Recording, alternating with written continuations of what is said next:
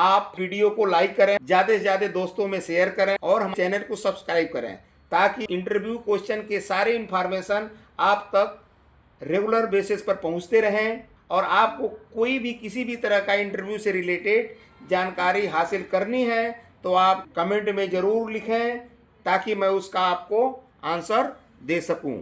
जैसे ज़्यादातर कंपनियों में पूछा जाता है, आप जाते हैं क्वालिटी इंजीनियर से, सुपरवाइजर से, प्रोडक्शन इंजीनियर से, प्रोडक्शन सुपरवाइजर पूछा जाता है रिवर्क और रिपेयर में क्या डिफरेंस है। जब कोई प्रोडक्ट में प्रॉब्लम आ जाता है, कोई प्रोडक्ट एज पर ड्राइंग नहीं होती है, एनजी हो जाता है, तो उस प्रोडक्ट को नॉन कन्फर्मिंग प्रोडक्ट बोलते हैं।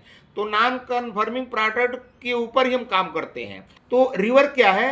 रिवर्क नॉन कन्फर्मिंग प्रोडक्ट पर हम मटेरियल को रिमूव करते हैं। Action taken on a non conforming product to make it conform to the requirement. मतलब इसका मतलब ये है कि अगर हम किसी मटेरियल में कोई भी फॉल्ट है, जैसे किसी मटेरियल के पर बर आ गया, होल के ऊपर बर आ गया, या जो है मटेरियल का डाया ओवर हो गया, या उसमें कोई होल है, होल का डाया अंडर हो गया, तो अंडर है तो उसको ड्रिल मार करके हम एक्चुअल साइज में ला करके रिवर कर लेंगे। ओवर है तो उसको दोबारा हम टर्निंग करके, उसको हम मशीनिंग करके, उसको हम एक्चुअल साइज में स्पेक में ला देंगे, बर रिमूव कर देंगे। तो इस तरह का जो है जो प्रोसेस होता है उसे हम बोलते हैं रिवर्क। रिवर्क में मतलब मटेरियल को हम रिमूव करते हैं। और रिपेयर में क्या है? मटेरियल को हम फिलअप करते हैं। जैसे action taken on a non conforming product to make it acceptable for intention. इसमें मटेरियल को जो हम रिपेयर करते हैं तो एज पर ड्राइंग नहीं होता है। सपोज कर लीजिए कि जब हम कोई मटेरियल है उसमें होल है, होल ओवर हो गया, होल ओवर हो गया तो आउट ऑफ स्पेक हो गया, हम उसको कुछ नहीं कर सकते। अगर होल अंडर है तो हम क्या कर सकते हैं? रिवर्क कर सकते हैं उसी द्वारा ड्रिलिंग करके। लेकिन होल ओवर हो गया तो हम रिवर्क नहीं कर सकते। तो उसमें हम क्या करते हैं? मटेरियल को पूरा फिलअप करते हैं, अब फिर से हम ड्रिल करते हैं।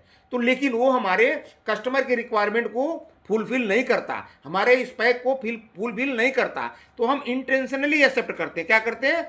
इंटेंशनली एक्सेप्ट करते हैं। और रिपेयर में कोई भी अगर पार्ट हम रिपेयर करते हैं तो विदाउट कस्टमर के अप्रूवल हम पार्ट को रिपेयर नहीं कर सकते, पार्ट को कस्टमर के पास नहीं भेज सकते। जबकि रिवर्क में जो है हम 100% ड्राइंग में अचीव कर लेते हैं, कस्टमर रिक्वायरमेंट को बीट कर लेते हैं और हमें इसको 100% जो है कस्टमर स्पेक को ये मीट कर जाता है। और रिवर्क में कोई रिस्क लेवल बहुत कम होता है, कोई रिस्क नहीं होता है, लेकिन रिपेयर में बहुत बड़ा रिस्क होता है। ये होता है रिपेयर और रिवर्क में अंतर। आइए, अब कंपनियों में आप लोगों से पूछा जाता है डिफेक्ट और डिफेक्टिव में क्या अंतर है। तो डिफेक्ट की डिफिनेशन अगर आपको बताना होगा तो अगर किसी एनजी प्रोडक्ट में डिफेक्ट आ गया, डिफेक्ट का मतलब कोई फॉल्ट आ गया, कोई फॉल्ट का मतलब अगर उसका डाया ओवर हो गया, अंडर हो गया, आउट ऑफ स्पेक हो गया, तो जो डिफेक्ट क्या है उसमें, मतलब डाया अंडर हो गया, तो डाया अंडर ही एक तरह का डिफेक्ट है। उसके वजह से वो पार्ट नॉन कन्फर्मिंग हो जाता है। और डिफेक्टिव क्या है? जिस पार्ट में वो फॉल्ट आ गया, जिस पार्ट में वो डायमेंशन एनजी आ गया, अंडर आ गया, उसे ही हम डिफेक्टिव बोलते हैं। तो डिफेक्ट और डिफेक्टिव में यही अंतर है। डिफेक्ट एक एनजी प्रॉब्लम है, एक फॉल्ट है जो कि पार्ट में आ जाता है। जब उस पार्ट में आ जाता है तो उसे हम बोल देते हैं डिफेक्ट। और डिफेक्टिव क्या है? एक पार्ट। तो ये डिफेक्ट और डिफेक्टिव में अंतर होता है। पूछा जाता QA quality assurance and QC quality control में क्या अंतर है। तो क्यूए जो है, क्यूए प्रोसेस ओरिएंटेड है और क्यूसी इज प्रोडक्ट ओरिएंटेड है। इसका मतलब क्या है कि क्यूए में प्रोसेस के दौरान ही हम डिफेक्ट को प्रिवेंट करते हैं और इसको हम क्यूसी में क्या करते हैं, इसमें इंस्पेक्शन के दौरान डिफेक्ट को हम डिटेक्ट करते हैं, आइडेंटिफाई करते हैं। मतलब इसमें 100% इंस्पेक्शन करते हैं फाइनल प्रोडक्ट का। और क्यूए में क्या करते हैं, जहां पर पार्ट बनता है मशीन के ऊपर, वहां पर ही हम डिफेक्ट न बने, डिफेक्ट को प्रिवेंट करने के लिए हम वहाँ एक्शन लगाए। जैसे कोई पोका ओका लगा देना या कोई जो है जिग फीचर में इम्प्लीमेंट कर देना, टूल में इम्प्लीमेंट कर देना कि वो डिफेक्ट जनरेट ही ना हो, बनते समय ही डिफेक्ट जनरेट ना हो, वहाँ पर एक क्यूए काम करता है। इसे क्यूए बोलते हैं और इसे क्यूसी बोलते हैं। क्यूसी क्या है कि क्यूसी जो है 100% प्रोडक्ट का इंस्पेक्शन करके प्रोडक्ट में जो भी डिफेक्ट है उसको डिटेक्ट करता है कस्टमर के स्पेक को ध्यान में रखते हुए। और जो है क्यूए जो है वो इस्टेब्लिश करता है, प्रोसीजर को इस्टेब्लिश करता है, पोका ओके लगाता है, स्टैंडर्ड बनाता है प्रोसेस डेवलपमेंट के लिए, ठीक है ना, ये है क्यूए का काम। तो क्यूए क्या करता है, प्रिवेंट डिफेक्ट, डिफेक्ट को प्रिवेंट करता है, डिफेक्ट को खत्म करता है, डिफेक्ट बनने नहीं देता है प्रोसेस में। और क्यूए जो है जो डिफेक्ट बन गया उसको डिटेक्ट करता है, पता करता है, आइडेंटिफाई करता है कि क्या डिफेक्ट है। ये दोनों में अंतर है। अब आ जाइए, पूछा जाता क्वेश्चन आपसे, हर एक कंपनी में पूछे जाते हैं क्वेश्चन कि what is difference between corrective action और प्रिवेंटिव एक्शन। करेक्टिव एक्शन में क्या होता है, किसी भी प्रॉब्लम, कोई प्रॉब्लम आ गया, उस प्रॉब्लम को हम उस पर एक्शन लेकर के उस प्रॉब्लम को दूर करते हैं ताकि दोबारा प्रॉब्लम न आए, वो है हमारा करेक्टिव एक्शन। अब प्रिवेंटिव एक्शन क्या है, ये पोटेंशियल काज होता है, संभावित काज होते हैं जो कि हम पहले ही, प्रॉब्लम आने से पहले ही हम इसके ऊपर काम करते हैं कि ये प्रॉब्लम आए ही नहीं, ये होता है प्रिवेंटिव एक्शन। अब what is difference between cycle time और टैग टाइम। साइकिल टाइम क्या और टैग टाइम क्या। साइकिल टाइम ये है किसी ऑपरेटर के द्वारा एक पार्ट को बनाने में लगने वाला टाइम साइकिल टाइम कहलाता है। और जो है टैग टाइम जो है ये थ्योरेटिकल टाइम होता है, एक्चुअल टाइम नहीं होता है। साइकिल टाइम एक्चुअल टाइम होता है, ये थ्योरेटिकल टाइम होता है। एक कस्टमर डिमांड को मीट करने के लिए होता है।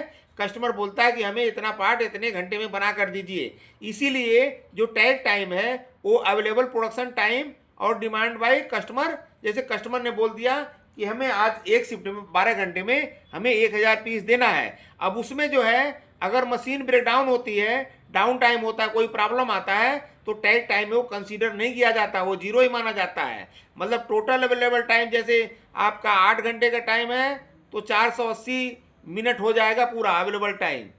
उसमें डाउन टाइम अगर 1 घंटा मशीन बंद रही तो कंसीडर टैग टाइम में नहीं करते, सीधे हम कैलकुलेट करते हैं। लेकिन साइकिल टाइम में टोटल प्रोडक्शन टाइम जो अवेलेबल टाइम है उसमें से breakdown time, down time minus करके टोटल प्रोडक्शन टाइम निकल जाता है। और फिर उसके बाद जितना पार्ट प्रोड्यूस हुआ से डिवाइड कर देते हैं तो ये साइकिल टाइम निकल जाता है। तो साइकिल टाइम एक्चुअल टाइम है और ये थ्योरेटिकल टाइम है, ये है दोनों में डिफरेंस। अब आ जाइए रूट काज और पोटेंशियल काज क्या होते हैं, ये भी पूछा जाता है।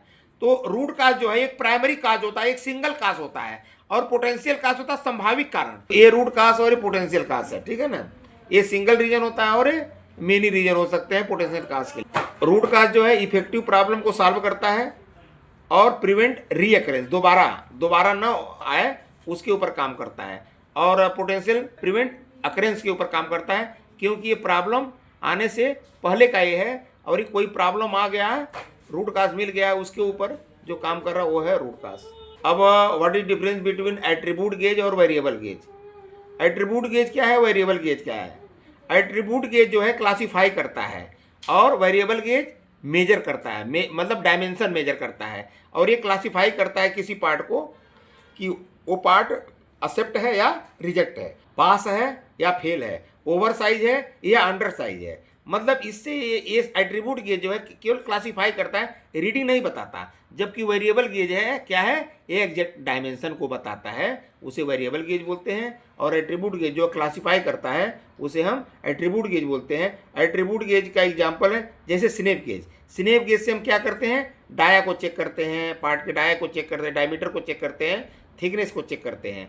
प्लग गेज से आईडी को, इंटरनल डाया को चेक करते हैं। तो इस तरह से प्लग गेज से हम कटराइज करते हैं, ये होल ओवर है under, okay not okay. Snap gauge से थिकनेस और डाया चेक करते हैं, ओके है कि रिजेक्ट है, फेल है कि पास है, एक्सेप्ट है कि रिजेक्ट, ओके नॉट ओके, इस तरह से। और ये वेरिएबल गेज जो है ये रीडिंग बताता है, जैसे अपना वर्नियर कैलिपर, माइक्रोमीटर, वेविंग तौलने वाली मशीन, ये सारे के सारे ये लेंथ, विड्थ और वेट को मेजर करते हैं, इसमें रीडिंग आती है। ये दोनों में अंतर है। अब एट्रीब्यूट डाटा और वेरिएबल डाटा क्या है। वेरिएबल डाटा क्या है, वेरिएबल डाटा में क्या होता है कि वेरिएबल डाटा ये है कि anything that can B classify, कोई भी चीज़ को क्लासीफाई करना है तो वेरिएबल डाटा में आता है। जैसे go no go, fail pass, over under. और वेरिएबल डाटा में क्या आता है, anything that can be measure, तो वो जो है वेरिएबल डाटा में आता है। अब व्हाट इज ओई, ओई क्या है।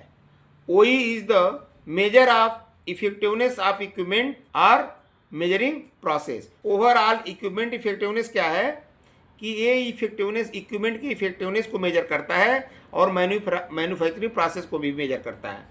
OEE का फार्मूला है अवेलेबिलिटी, गुड परफॉर्मेंस, गुणे क्वालिटी। अवेलेबिलिटी क्या है, ये है production time minus down time upon plan production time. ये इसमें अवेलेबिलिटी में क्या है, टाइमिंग को कंसीडर किया जाता है अवेलेबिलिटी में कि कितना टाइम जो है हमारे पास प्रोडक्ट को प्रोडक्शन निकालने में रहा, वो उसके ऊपर ही काम करता है। मतलब फार्मूला है अवेलेबिलिटी का, production time minus down time upon plan production time या रन टाइम, ठीक है ना।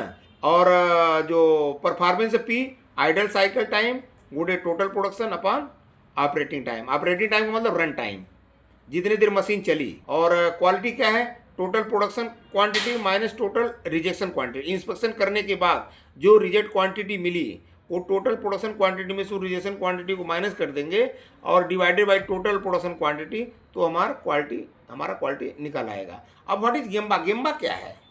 गेम्बा जो है एक फिलॉसफी है टॉप मैनेजमेंट के द्वारा, जो कि हम प्लांट में एक्चुअल वर्क प्लेस पर जा करके वहाँ के एक्टिविटी को ऑब्जर्व करते हैं, अंडरस्टैंड करते हैं। सारे उस वर्क प्लेस की एक्टिविटी को हम ऑब्जर्व करते हैं, अंडरस्टैंड करते हैं for improve the process and reduce the wastage. और व्हाट इज लीन मैन्युफैक्चरिंग क्या है? Lean manufacturing is a production methodology. ये प्रोडक्शन मेथोडोलॉजी है। इसका फोकस क्या होता है? Focus on minimise wastage, wastage को कम करने के लिए, रिजेक्शन को, लॉस को कम करने के लिए, मैक्सिमाइज इफिशिएंसी, इफिशिएंसी को बढ़ाने के लिए, improve the quality, improve the process. ये सबको in the manufacturing process. Manufacturing process में जो लीन मैन्युफैक्चरिंग का काम है वो वेस्टेज को मिनिमाइज करना, प्रोडक्शन इफिशिएंसी को बढ़ाना और क्वालिटी को इम्प्रूव करना, प्रोसेस को इम्प्रूव करना। इसे ही हम लीन मैन्युफैक्चरिंग बोलते हैं। लीन मैन्युफैक्चरिंग जहाँ आ जाता है वहाँ समझ लीजिए कि मिनिमाइज वेस्टेज, वेस्टेज को मिनिमाइज करते हैं।